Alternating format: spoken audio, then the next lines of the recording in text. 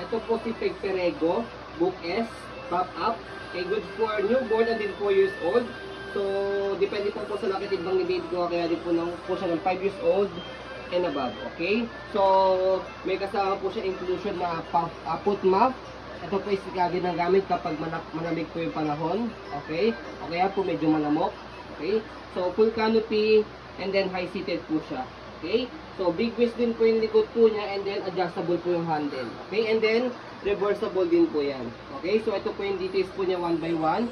So, ito yung canopy. Pag naka-full full canopy po siya. Wala pong faded po yan. Wala pong discoloration. Okay? So, the zipper po ito. Ayan, kung gusto nyo pong hindi naka-full canopy.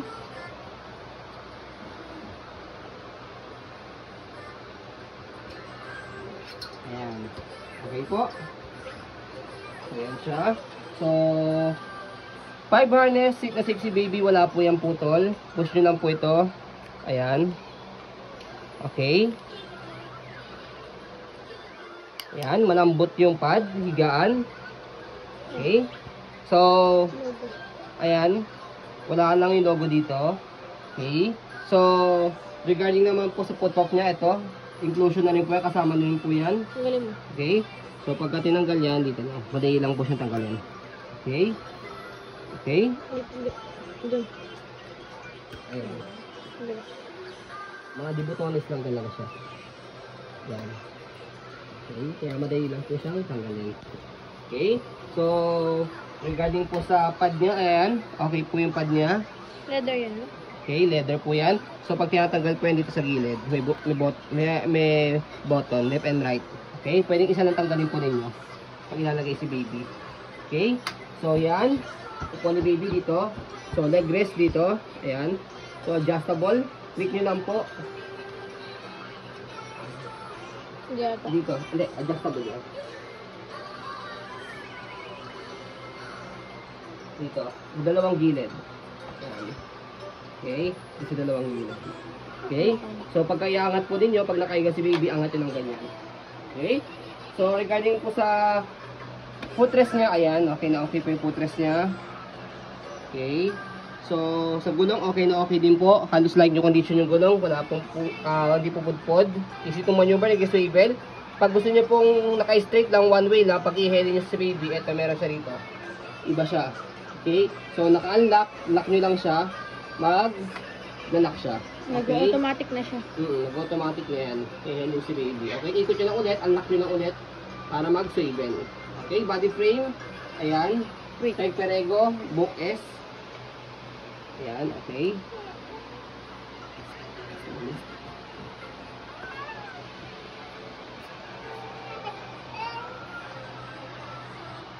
Wala masyadong hard scratches. Very minimal. So, ayan, pop up. So, gulong, okay na okay. Gulong, ang ganda. Maganda yung gulong, to be honest po.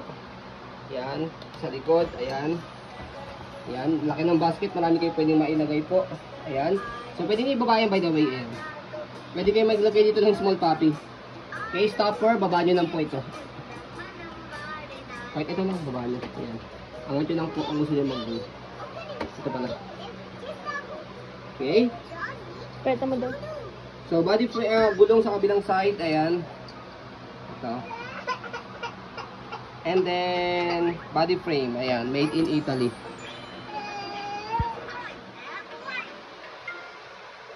Okay. So, Ang ganda po ng body frame. Alloy yan eh. Di ba, darling? Okay. So, regarding naman dito sa likod, kapag po iuupo siya saka sa semi-recline, saka ihiga po. So, ito. Press lang po yan. Konting diin, baba. Ayan. Pag naman po upo, ganyan. Okay. So, semi-recline, kalahati lang. Okay. So, pakita namin sa inyo kapag nakahiga. Ayan. Good for newborn. Malapad po siya. Okay. Mahaba. Malapad sa kamahaba. Kaya, take ko hanggang 4 years old. Pero depende pa rin po sa laki timbang ni baby kung kakayanin ko ng 5 years old. Okay? So, regarding naman po dito sa may handle, so, ayan. Ang ganda ng handle niya.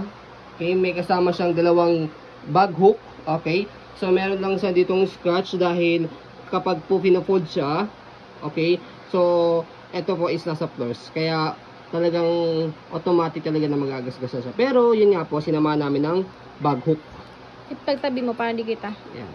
Ayan po, hindi na po siya kita. Oh. Okay, so regarding naman po sa handle, adjustable po siya ito. Press nyo lang yung dalawang button dito. Yan, depende sa inyo kung paano nyo po siya gagamitin.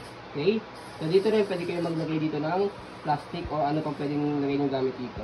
Okay, so regarding naman po sa pag-reverse po sa kanya, nang-reverse po sa kanya, ito pong basket. Okay, so ito, click nyo po ito, paangat.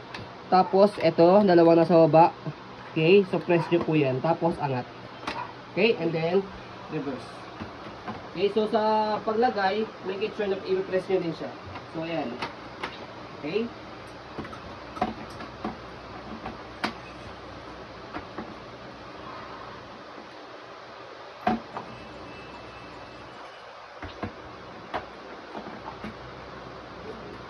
Okay.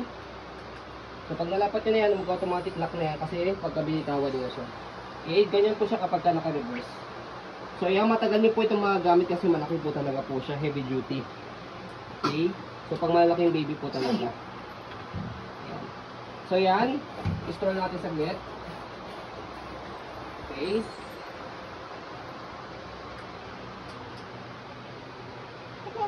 Ayan, premium stroller po ito. Mamahaling stroller po talaga.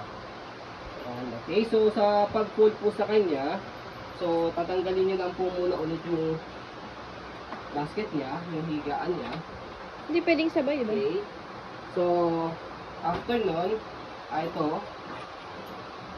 po, press nyo po yan, and then ito po, handle, yan, alalay lang po, yan, and then baba lang lang yan. Na-stand alone yan. So, after nyan, so, yan, tatayo lang natin. Hindi man kasi may ano. May bag. May bag hook. Ayusin lang natin yung bulo. May bag hook na. Okay.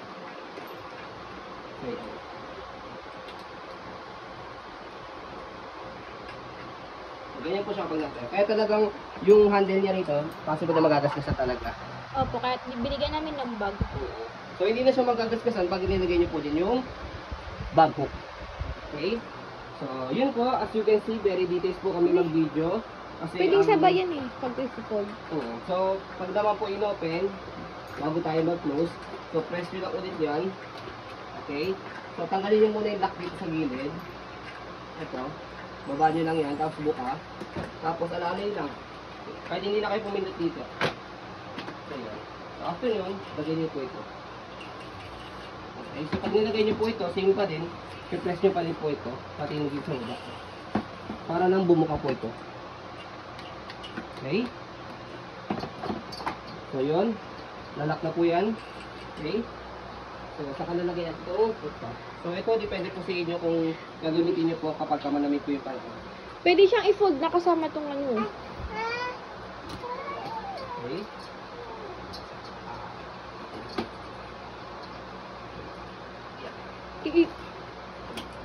I-fold mo na. Mali naman eh, fold mo na dapat eh. Ayan. Pwede po siyang magkasabay. Pwede po separate, pwede po kasama po yung basket. Depende po sa inyo. Ayan. Yung wheels hindi nakaayos. Kabila. Ang ganda. Heavy duty pero compact ang folding. Ang pagkaka-design.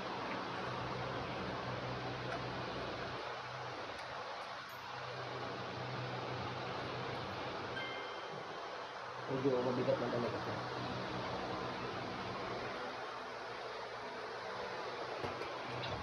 Sige, baba mo na lang. Ayun. Nested alone siya. Basta maayos yung pagkakablagay ng wheels. Okay. Ang ganda po niyan. Ayos lang yung gulong na yan. Wala siyang hard scratches sa mga ganito. Ang details po yan.